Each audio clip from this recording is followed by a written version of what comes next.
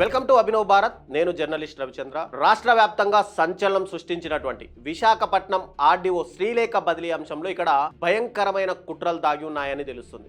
అయితే విశాఖ ఆర్డీఓ శ్రీలేఖ బదిలీకి ఇక్కడ ప్రధాన కారణం ఏంటి, ఇందులో దాగున్న కుట్ర ఏమిటి, ఈ ప్రశ్నల చుట్టే ఇప్పుడు మొత్తంగా ఏపీ రాజకీయాల్లో సందేహాలు కూడా తలెత్తుతున్నాయి. అయితే ఇక్కడ విశాఖలో 350 కోట్ల విలువైనటువంటి 60 ఎకరాల ఫ్రీ హోల్డ్ భూమిని సొంతం చేసుకోవాలని చెప్పి ఇక్కడ ప్రముఖ ఐఏఎస్ అధికారి ముద్దాడ రవిచంద్ర ట్రై చేస్తున్నారా?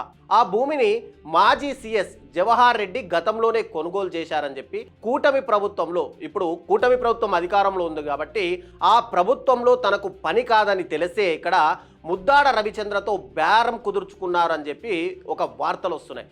దీనికోసమే రవిచంద్ర తన సమీప బంధువు అయినటువంటి భవానీ శంకర్ని ఇక్కడ విశాఖ డిఆర్ఓగా పంపినట్టు కూడా తెలుస్తుంది. ప్రస్తుతం ఇక్కడ ముద్దాడ రవిచంద్ర సీఎంఓలో పనిచేస్తున్నారు. ఇక జవహర్ రెడ్డికి చెందిన భూముల ఫ్రీ హోల్డ్ పనిని ప్రస్తుతం అక్కడ ఉన్నటువంటి ఆర్డీఓ శ్రీలేఖ ఒప్పుకోరని తెలిసి, కాబట్టి ఎలాగైనా సరే ఆమెను అక్కడి నుంచి పంపించేందుకు పనిగా పెట్టుకొని ఇక్కడ డిఆర్డీఓ కొన్ని రకాల పనులు చేస్తున్నారని చెప్పి ఒక రకమైన ఆరోపణలు వస్తున్నాయి. అయితే ఇదిలా ఉంటే గతంలో పనిచేసిన ప్రతి చోట కూడా అక్రమాలకు పాల్పడడంతో ఎక్కడా పోస్టింగ్ దక్కనేటువంటి భవానీ శంకర్ గత ప్రభుత్వంలో సీఎంఓలో తన దగ్గరే పెట్టుకున్నారు సీఎస్గా ఉన్నటువంటి జవహర్ రెడ్డి. ఇప్పుడు కూటమి ప్రభుత్వంలో విశాఖ డిఆర్ఓగా భవానీ శంకర్ను నియమించి ఫ్రీ హోల్డ్ భూముల విషయంలో మాజీ సీఎస్ జవహర్ రెడ్డితో ఇక్కడ ముద్దాడ రవిచంద్ర అనే వ్యక్తి కుమ్మక్కయ్యారని, దీని వెనక కోట్లాది రూపాయలు కొట్టేసే స్కెచ్ ఉందని చెప్పి ఒక రకమైన టాక్ వినిపిస్తుంది. అయితే 350 కోట్ల విలువైన భూమి విషయంలో సీఎంఓలో పనిచేస్తున్నటువంటి ఒక ఐఏఎస్ అధికారి ఇన్వాల్వ్ అవుతుంటే సీఎం చంద్రబాబు లోకేష్లకు తెలియకుండా ఉన్నారా అన్నది ఇక్కడ క్వశ్చన్. అదే కనుక నిజమైతే ఇలాంటి అధికారుల వల్ల ప్రభుత్వం పరువు అనేది నిండా మునిగిపోదా? నిజానిజాలు తెలుసుకొని ఇలాంటి అధికారులను వదిలించుకోవడం ద్వారా ఇప్పటికైనా ప్రభుత్వము మేల్కొంటుందా లేదా? ఫ్రీ హోల్డ్ పనిని ఇక్కడ విశాఖ డిఆర్ఓ శ్రీలేఖ ద్వారా చేయించుకోవడం సాధ్యం కాదని భావించినటువంటి మద్దాడ రవిచంద్ర తనకు అనుకూలంగా పనిచేసే అధికారిని ఇక్కడ ఆర్డీఓగా నియమించుకోవడం కోసం ప్రస్తుతం ఆర్డీఓ పైన ఏదో ఒక వివాదం సృష్టించాలి, వేటు పడేలా చేసి ఏదైతే 350 కోట్ల విలువైన భూమిని ఆమె అడ్డు తొలగించుకోవాలన్నది ఇక్కడ సీఎంఓ ఉన్నతాధికారి పన్నాగంగా ఒక ప్రచారం అయితే జరుగుతుంది.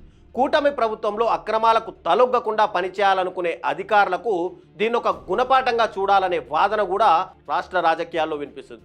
ఎందుకంటే సీఎంఓలో ఉన్న అధికారి ఏది కావాలనుకుంటే అది దక్కాల్సిందేనని, సీఎంతో సహా ఇంకెవరు కూడా ఆయన పవర్ను ఆపలేరని చెప్పి ఒక గుసగుసలు వినిపిస్తున్నాయి.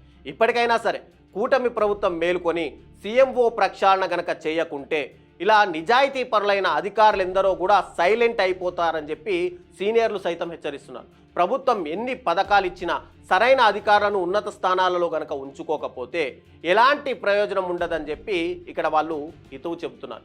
దీనిపై ఇప్పటికే రాష్ట్ర ప్రభుత్వం స్పందించి ఇద్దరు అధికారులను ఇక్కడ ఇమ్మీడియట్గా విధుల నుంచి తొలగించాలని చెప్పి కలెక్టర్కి కూడా ఇప్పటికే ఆదేశాలు జారీ చేసింది. కలెక్టర్ ఆదేశాలతో వీళ్ళిద్దరిని కూడా ఇప్పటికే విధుల నుంచి అయితే తొలగించారు. అయితే ఇంకా దీని మూలాలు ఎక్కడెక్కడ ఉన్నాయి, నిజంగానే సీఎంఓలో అధికారుల ఇన్వాల్వ్మెంట్ ఉందా, ఇక్కడ విశాఖపట్నంలో ఈ ఫ్రీ హోల్డ్ భూములకు సంబంధించి ఇంకా ఎవరెవరు తెర వెనుక ఉన్నారు, దీనిపై మూలాలను ప్రతి దాన్ని కూడా కూటమి ప్రభుత్వం కనుక్కొని వీళ్ళందరిపైన గనక చర్యలు తీసుకోకుంటే రాబోయే రోజుల్లో కూటమి ప్రభుత్వానికి చెడ్డ పేరు వస్తుందనడంలో ఎలాంటి సందేహం అయితే లేదు.